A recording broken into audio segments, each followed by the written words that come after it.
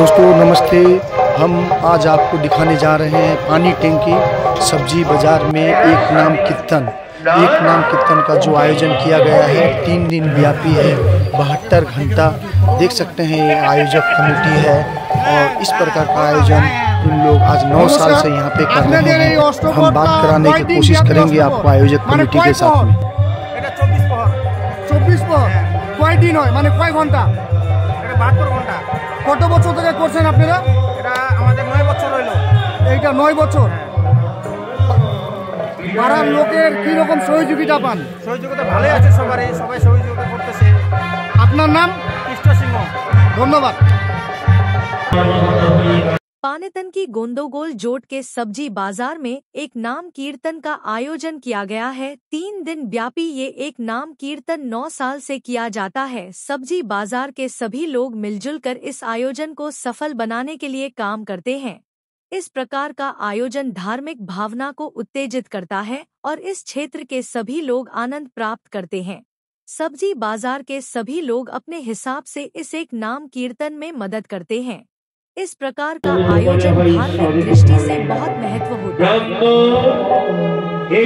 महाराज प्रणाम महाराज के प्रणाम करी महाराज प्रणाम हुई चरणी। ছোটবেলায় সবাই আমাকে নরোত্তম বলে ডাকত। বিবাহ সংসার ধর্ম পূজা অর্চনা করার পশ্চাতে उत्तम चरित्र पुरुष भाई तुम्हार नाम হয়েছে নরোত্তম। আমার উঁচু ঠাকুর বংশের সত্তা শ্রাবণী এবার ব্রাহ্মণীকে মাধব মন্দির দেখিয়ে মাধবের আত্মার প্রতিষ্ঠা আমি অন্তরে গমন করি। আগামীকাল অত্যন্ত সমাগমকে সবার মাঝে আজ ব্রাহ্মণীকে আমি স্বর্গীয় স্থানে এই রাজপ্রাসাদের রাজমন্দির দায়িত্ব দেব। ব্রাহ্মণের যেন কোনো ত্রুটি না হয় তার পুজোর সামগ্রী দিতে যথা আত্মা যুবরাজ এবার আসতে পারে। হে শ্রাবণী এবার আমি অন্তরায় ভগবান করলাম। এবার এসো, এই দেখো সেই মাধবীর মূর্তি আর মাধবীর মন্দির।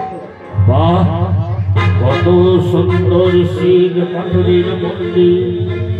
আর অনুধ্বনি শুনে যতক্ষণ ভদ্রব্র শঙ্করভান্ডা অনুধ্বনি না শুনেছে ততক্ষণ তিনি সজ্জাতে করবেন না। এই আমার আমি এখন আমি চললাম আমার শয়ন পক্ষে। আদরকে দেখে আর আগে হয় না, তাই আমার খিদা টিকেট নেই গো। তোমরা যদি কিছু খাও তো মার ছেড়ে খেয়ে নাও, আমি একটা বিশ্রাম করবো। স্বামী নারীর স্বামী দেবতা যদি নারীরা খাবে, আমি কিসের কারণে খাবো? আমিও খাবো না। ওরে খোকা, তুই কিছু খাবি বাবা? না মা, আমার খোদা বলে মনে হয় না মা। আজ যা দেখছি আজ থেকে আমরা এখানেই থাকবো, তাই না মা? বাবা, আজ থেকে আমরা এখানেই থাকবো। চল আমরা এখন ঘুমিয়ে পড়ি। এইদিকে নরোত্তম মাধবের শিকল মন্দির প্রাঙ্গণে শুয়ে বললেন এক প্রান্তে। নরোত্তমের স্ত্রী এক পাশে সন্তানকে নিয়ে ঘুমালেন। এদিকে নিশির রাতে অনাদি গোবিন্দ মাধব মন্দিরে অবতীর্ণ হতে চলেছে। অনাদি গোবিন্দ ধীরে ধীরে গভীর রাত্রে মাধব মন্দিরে